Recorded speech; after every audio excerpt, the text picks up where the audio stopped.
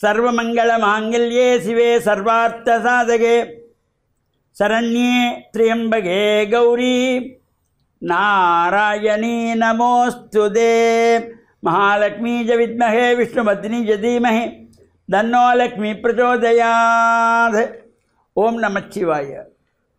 மேன்மைகள் சைவநீதி விளங்குக உலகமெல்லாம். நோயற்ற வாழ்வே குறைவற்ற செல்வம். அந்த நோய் நொடிகள் இல்லாத வாழ்வு இந்த உலக மக்கள் எல்லோரும் வாழ வேண்டும் என்று கலியுகத்தின் காந்தமலை ஜோதியாகிய சபரிமலை சுவாமி ஐயப்பனுடைய திருவடிகளை சிறந்தாழ்த்தி டான் தமிழொலி ஓம் தொலைக்காட்சி நேயர்கள் அனைவருக்கும் சர்வதேச இந்து மத குருப்பீடம் அகில இலங்கை சபரிமலை ஸ்ரீ சாஸ்தா பீடத்தின் சார்பில் இனிய வணக்கங்களும் நல்லாசிகளும். என்றும் மங்களகரமான விஸ்வாவசு வருஷம் ஐப்பசி மாதம் 13ஆம் நாள் 30/10/2025 வியாழக்கிழமை. இன்று மலர்ந்திருக்கின்ற இன்றைய பொழுதும் நம் எல்லோருடைய வாழ்விலும் எல்லா விதமான சிறப்புகளும் வெற்றிகளும் கிடைக்க வேண்டும். நாம் தொடங்குகின்ற காரியங்களெல்லாம் நல்லபடியாக நிறைவேற வேண்டும் என்று நாம் இறை வழிபாடுகளிலே ஈடுபடுவது, இஷ்ட தெய்வங்கள் குலதெய்வங்களை வழிபாடு செய்வது, அதே போல பெற்றோர்கள் தாத்தா பாட்டி போன்ற பெரியோர்கள் ஆசிரியர்கள் குருவானவர்களையும் வணங்கி அவர்களுடைய அன்பையும் ஆசியையும் பெறுகின்ற பொழுதும் எந்த நாளுமே நமக்கு நல்ல நாளாக அமையக்கூடியது. இன்று குருவாரம் என்று போற்றுகின்ற வியாழக்கிழமை. நாம் இந்த ஆலய வழிபாடுகளை செய்வதோடு இந்த நவக்கிரகங்களுக்குள்ளே செல்வத்தை அள்ளி கொடுக்கின்ற குபேரனுடைய திசை என்று சொல்லப்படுகின்ற வடதிசை நோக்கி இந்த நவக்கிரகத்திலே வியாழ பகவான் அமர்ந்திருப்பார். அந்த வியாழ பகவானுக்கு மஞ்சள் பட்டி சாத்தி மஞ்சள் மலர்களாலே அர்ச்சனை வழிபாடுகள் செய்து மஞ்சள் மலர்களாலே பூமாலை தொடுத்து இவ்வாறு வழிபாடு செய்வது, கொண்டல் கடலை நிவேதனம் வைத்து அடியவர்களுக்கு பிரசாதமாக வழங்குவது, இவையெல்லாம் ஒரு சிறப்பை தரும். இப்போ பொதுவாக இந்த வியாழ சுகம் நமக்கு ஒரு நல்ல காரியங்கள் செய்வதற்கு, ஒரு சுப காரியங்களில் ஈடுபடுவதற்கு, நமக்கு ஒரு பிள்ளைக்கு கல்யாணம் பேச வேண்டும், அது தொடர்பாக ஜாதகத்தை பார்க்க வேண்டும் என்றால் பெரியவர்கள் சொல்லுவார்கள், இப்போது வியாழ சுகம் பத்தாது, வியாழ சுகம் வரட்டும், கல்யாண பேச்சு எடுத்துக்கொள்ளுவோம் என்று இந்த வியாழ பகவான் வாழ்விலே அனைத்தையும் கொடுக்கின்றவர். குரு ஆகிய அந்த வியாழ பகவான் நல்ல இடத்தை பார்க்கின்ற பொழுது, பார்வை நல்லதாக இருக்கின்ற பொழுது நமக்கு வேண்டிய அனைத்தும் கிடைக்குமா? குரு பார்க்க கோடி நன்மை. நல்ல பார்வை, குருவினுடைய பார்வை நமக்கு வருகின்ற பொழுது அந்த குருவினுடைய சிறப்பும் பெருமையும் நம் ஜாதக ரீதியாக ஏற்படுகின்ற பொழுது, குரு நல்ல இடத்திலே இருந்து நல்ல பார்வையை பார்க்கின்ற பொழுது நமக்கு அனைத்தும் சிறப்பாக நடக்கும். இப்போ பிள்ளைகளுக்கு கல்யாணம் என்றால் இந்த வியாழ சுகம் வந்ததும் திருமணத்துக்கு ஏற்பாடு செய்வார்கள். அவ்வாறு அந்த திருமணங்கள் செய்யப்படுகின்ற பொழுது நாம் இந்த ஜாதகங்களை எல்லாம் பரிவர்த்தனம் பண்ணுவது, ஜாதக பொருத்தங்களை பார்த்து கொள்வார்கள். நாள் எடுக்கின்ற பொழுது நாம் இதையெல்லாம் மறந்துவிட்டு விடுமுறை நாள் வேணும், உறவுகள் வர வேண்டும், மண்டபம் கிடைக்க வேண்டும், எனவே ஒரு விடுமுறை நாளாக நாள் பாருங்கள் என்று சொல்லுவோம். அதுதான் பொதுவாக எல்லா பெற்றோர்களுமே செய்கின்ற தவறு. விடுமுறை நாளிலே திருமணம் செய்வதென்பது அல்ல. அதுவும் கண்டிப்பாக சனிக்கிழமையிலே கல்யாணமே பண்ணப்படாது. ஆனால் எல்லோரும் சனிக்கிழமை நாள் எடுத்தாங்கோ, அப்போ வாரவர்கள் ஞாயிற்றுக்கிழமையும் விடுமுறையில் நின்று போகக்கூடியதாக இருக்கும் என்று எண்ணுகிறோமே தவிர, அந்த பொண்ணுக்கும் மாப்பிள்ளைக்கும் இந்த நாள் பொருத்தமாக இருக்கிறதா, இந்த நட்சத்திரம் நல்லதாக அமைந்திருக்கிறதா, திருமணம் என்பது ஆயிரங்காலத்து பயிர். எவ்வளவோ விஷயத்தை யோசிக்கிற நாம் இந்த திருமணத்துக்கு முகூர்த்தம் எடுக்கப்படுகின்ற பொழுது இவற்றை சிந்திக்க தவறிவிடுகிறோம். நல்ல நாள் எடுக்க வேண்டும். ஜென்மம் ஜென்மாந்திரம் ஜென்மத்ரயம் பார்க்க வேண்டும். அந்த மணமகனோ மணமகளோ அவர்களுடைய பிறந்த நட்சத்திரம் வரக்கூடாது. 10வது நட்சத்திரம் வரக்கூடாது, 19ஆம் நட்சத்திரம் வரக்கூடாது. இவையெல்லாம் கவனத்தில் கொள்ள வேண்டும். இதை விடுத்து நமக்கு விடுமுறை நாள் என்று பார்க்கிற பொழுது தவறான நாளிலே இந்த திருமணத்தை செய்துவிட்டு பிறகு குடும்பத்திலே சங்கடங்கள் வருகின்ற பொழுது நாம் இந்த சோதிடத்தையும் சாஸ்திரங்களையும் விதிமுறைகளையும் தவறாக எண்ணிக்கொள்வோம். எனவே எல்லா பெற்றோர்களும் மனதிலே எண்ண வேண்டும், இந்த பிள்ளைகளுக்குரிய முகூர்த்தத்தை எடுக்க வேண்டுமே தவிர நமக்கு வசதிக்காக, உறவுகள் வர வேண்டும் என்ற வசதிக்காக விடுமுறை நாள் என்று முகூர்த்தங்கள் எடுக்காதீர்கள் என்ற நல்ல சிந்தனையோடு டான் தமிழொலி ஓம் தொலைக்காட்சி நேயர்கள் அனைவருக்கும் சர்வதேச இந்து மத குருபீடம் அகில இலங்கை சபரிமலை ஸ்ரீ சாஸ்தாவிடத்தின் சார்பில் நல்லாசிகளை கூறிக்கொள்வதில் மனமகிழ்வு கொள்கிறோம். சர்வே ஜனாஹாம் சுகினோம் பவந்து சமஸ்த சன் மங்களானி சந்து சுபம்.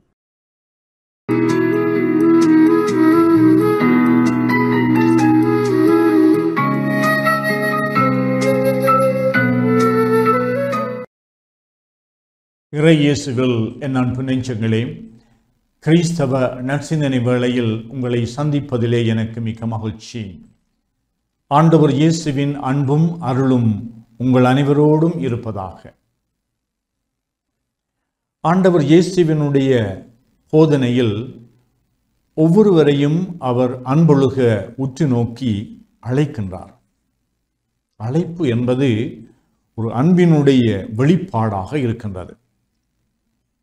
ஒருவர் அழைக்கின்ற பொழுது அழைக்கப்படுகின்றவருக்கு அழைக்கின்றவர் கொடுக்கின்ற வாக்குறுதி, நம்பிக்கை, இந்த அழைப்பிற்கு பின்புலமாக இருக்கின்ற நன்மைத்தனங்களை அவர்கள் எப்பொழுதும் அவர்களுக்கு சொல்லிக் கொடுப்பார்கள்.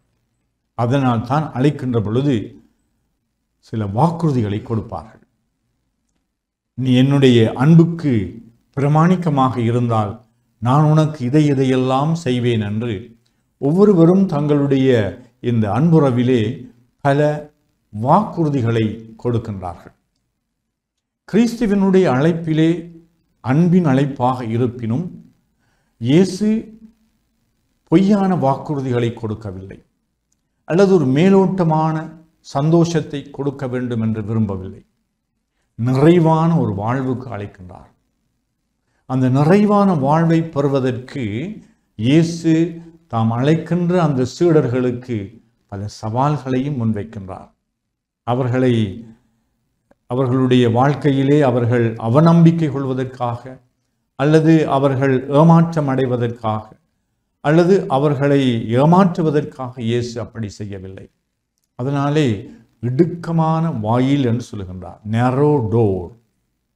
நாங்கள் ஒரு இடத்திற்குள்ளே, ஒரு கூடத்துக்குள்ளே அல்லது வீட்டுக்குள்ளே அறைக்குள்ளே செல்லுகின்ற பொழுது விசாலமான வாயில் இருக்கின்ற பொழுது இலகுவாக நாங்கள் நுழையலாம். வசதியாக நாங்கள் எங்களுடைய வாழ்க்கையை கொண்டு செல்ல வேண்டும் என்று விரும்புவது ஒரு மேலோட்டமான விருப்பமாகும். ஒரு மேலோட்டமாக நாங்கள் தற்சமயம் நாங்கள் இன்பமாக, அமைதியாக, சந்தோஷமாக, குதூகலமாக இருக்க வேண்டும் என்று விரும்புவதும் ஒரு மனிதர்களுடைய ஒரு இயற்கையான ஒரு எதிர்பார்ப்பு ஆகும். ஆனால் இயேசு எங்களை ஒரு நிறைவான வாழ்வுக்கு அழைக்கின்றார். நிறை குடம் தளம்பாதுன்னு சொல்லுவார்கள். எங்களுடைய வாழ்வு ஒரு நிறைவான வாழ்வாக, எங்களுடைய ஆளுமை ஒரு முதிர்ச்சி அடைந்த ஆளுமையாக இருக்க வேண்டும். எங்களுடைய விசுவாச வாழ்வு எப்பொழுதும் பலன் கொடுக்கின்ற, மன நிறைவை கொடுக்கின்ற ஒரு வாழ்வாக இருக்க வேண்டும். அப்படிப்பட்ட ஒரு வாழ்வுக்கு இயேசு அழைக்கின்ற பொழுது இடுக்கமான வாயில் வழியாக வாருங்கள். அதாவது வாழ்வினுடைய துன்பங்களை, சவால்களை சந்திக்க வேண்டும் என்று அவர் கூப்பிடுகின்றார். எங்களுடைய வாழ்க்கையிலே நாங்கள் துன்பங்கள், இடர்கள், முட்டுக்கட்டைகள், எதிர்ப்புகள், எங்களை தவறாக புரிந்து கொள்ளுகின்ற நிலைகள் இருக்கின்ற பொழுதும் நாங்கள் இயேசுவினுடைய அழைப்பை எப்பொழுதும் மனதில் கொள்ள வேண்டும். நிறைவான வாழ்வுக்கு அழைக்கின்ற இயேசு நிறைவான மனதோடு நாங்கள் இந்த வாழ்க்கையை எதிர்கொள்ள வேண்டும், எதிர்நீச்சல் பெற வேண்டும், செய்ய வேண்டும் என்று அழைக்கின்றார். இயேசு அப்படிப்பட்ட சவால்களை எல்லாம் தன்னுடைய வாழ்க்கையிலே சந்தித்தவர். அதன் வழியாக, பாடுகள் வழியாக அவர் உயிர்ப்பு வாழ்வுக்குள் சென்றவர். அதனால் எங்கள் ஒவ்வொருவரையும் இயேசு என்று அழைக்கின்றார். இந்த துன்பங்கள், துயரங்கள், இடர்களை நாங்கள் கண்டு மனமுடைந்து போகக்கூடாது, அல்லது நாங்கள் ஒரு மேலோட்டமான மகிழ்ச்சிக்காக, குதூகலத்திற்காக மட்டும் நாங்கள் இயங்கக்கூடாது. சந்தோஷமாக இருப்பது நியாயமானது. ஆனால் எங்களுடைய வாழ்க்கையை நாங்கள் ஒரு நிறைவான வாழ்வாக உருவாக்குவதற்கு அது எங்களுடைய கரங்களிலே கொடுக்கப்படுகின்றது. ஆனால் இறைவன் அத்தகைய வாழ்வுக்கு எங்களை அழைக்கின்றார். ஆனால் இறைவனுடைய அழைப்பு எங்களுடைய உள்ளத்திலே அது கேட்கப்படுகின்ற பொழுது நிச்சயமாக நாங்கள் எங்களுடைய வாழ்க்கையிலே சோர்ந்து போக மாட்டோம். நாங்கள் குதூகலமாக இருக்க வேண்டும் என்றாலும் நாங்கள் ஒரு குறிப்பிட்ட நேரத்துக்கு தற்காலிகமான ஒரு வாழ்க்கையை, தற்காலிகமாக எங்களுடைய வாழ்க்கையிலே ஏதோ ஒரு இன்பத்தை, சுகத்தை காண வேண்டும், போதும் என்று சொல்லி நாங்கள் முயற்சி எடுக்காமல் இருக்கக்கூடாது. அதனாலே கடின உழைப்பிற்கு நிகரில்லை என்று சொல்வார்கள். நாங்கள் உழைக்க வேண்டும். உழைத்துத்தான் எங்களுடைய வாழ்க்கையை நாங்கள் முன்னேற்ற வேண்டும். வாழ்க்கையிலே நாங்கள் நிறைவை காண வேண்டும். இயேசுவினுடைய அழைப்பு சவால் நிறைந்ததாக இருந்தாலும் அது ஒரு நிறைவான வாழ்வுக்கு இறைவன் எங்களை ஒவ்வொரு நாளும் அழைக்கின்றார் என்ற அந்த பொறுப்புணர்வோடு, கடமை உணர்வோடு எங்களுடைய இன்றைய நாளினுடைய செயல்களிலே, முயற்சிகளிலே நாங்கள் இறங்குவதற்கு இறைவன் எங்களுக்கு மன தைரியத்தை தர வேண்டும் என்று இந்த நாளிலே உங்கள் அனைவருக்காகவும் நான் மன்றாடி நிற்கின்றேன்.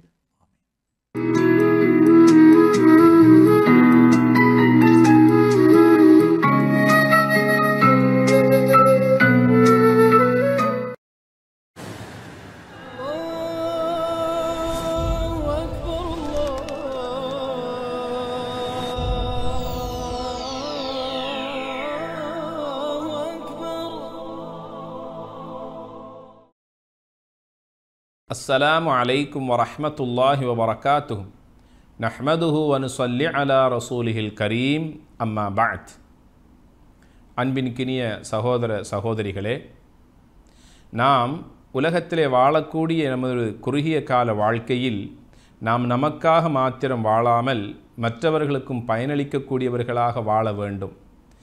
நபிகள் நாயகம் ஸல்லல்லாஹு அலைஹி வஸல்லம் கூறுகிறார்கள், மனிதர்களில் சிறந்தவர் மக்களுக்கு பயனளிக்கக்கூடியவர் என்று கூறுகிறார்கள். ஆம், அதில் பல ஆயிரம் அர்த்தங்கள் இல்லாமல் இல்லை.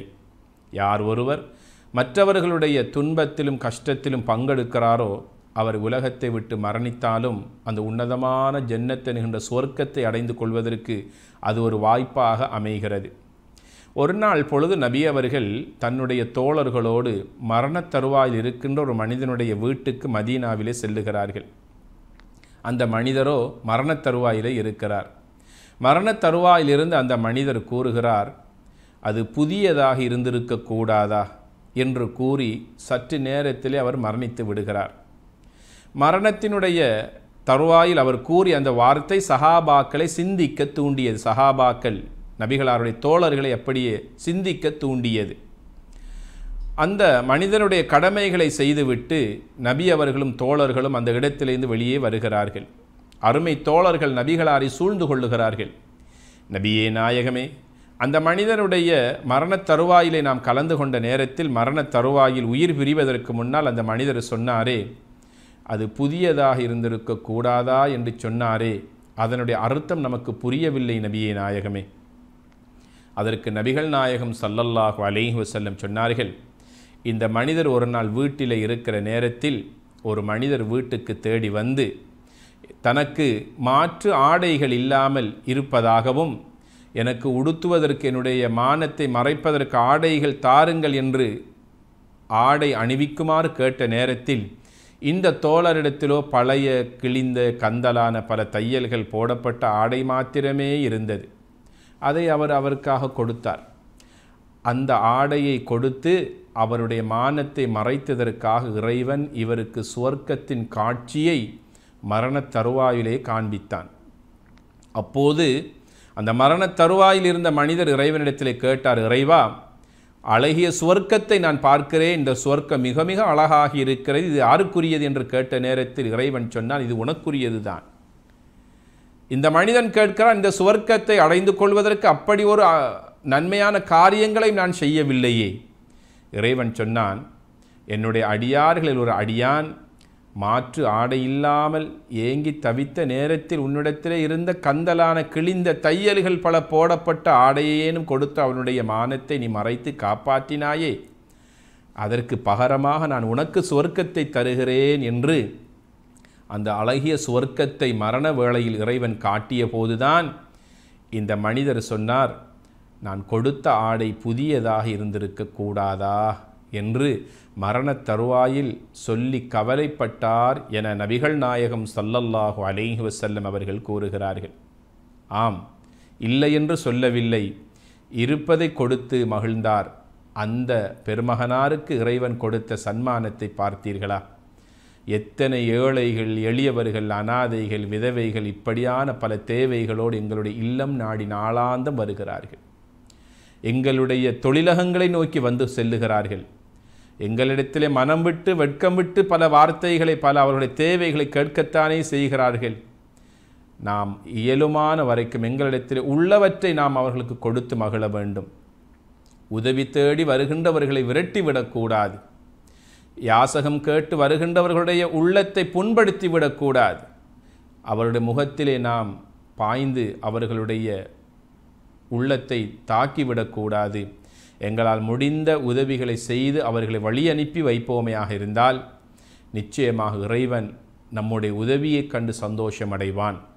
இறைவன் தந்த அருட்கடாச்சங்களிலிருந்து செலவழிக்குமாறு தானே இறைவன் எங்களை பார்த்து கட்டளையிடுகிறான். நாம் பிறந்து வருகின்ற நேரத்திலே ஒன்றும் இல்லாத வெறும் கையோடு அல்லவா பிறந்து வந்தோம். இவ்வளவு அருட்கொடைகளோடு இறைவன் எம்மை வாழ வைத்திருக்கிறானே, அந்த இறைவனுக்காக நாம் இதனை கொடுத்து மகிழ முடியாதா? இறைவனுடைய அடியார்களுடைய துன்பங்களையும் கஷ்டங்களையும் போக்குவதற்காக இப்படியான நற்கிரிகைகளில் நாம் ஈடுபட்டு இறைவனுடைய நன்மதிப்பை பெற்றுக்கொள்ளக்கூடாதா? இதுவல்லவா இறைவனுடைய பாதையிலே நாம் செலவழிக்கக்கூடிய இறைவனுடைய திருப்திக்காக நாம் கொடுத்து மகிழக்கூடிய சந்தோஷமாக இருக்கிறது. கொடுத்த இறைவன் எடுத்தும் சோதிப்பதற்கு சக்தியுடையவன் என்பதை நாம் மறந்துவிடக்கூடாது. இறைவன் கொடுத்தும் சோதிப்பான், எடுத்தும் சோதிப்பான். நாம் கொடுத்து மகிழக்கூடியவர்களாக இருப்போமையாக இருந்தால் நிச்சயமாக சத்தியமாக அந்த இறைவன் நமக்கு அள்ளித்தருவதில் கஞ்சத்தனம் அடைய மாட்டான். எல்லாம் வல்ல இறைவனின் அருளையும் அன்பையும் பெறுவோமாக. வஸ்ஸலாமு அலைக்கும் வரஹ்மத்துல்லாஹி வபரகாத்துஹு.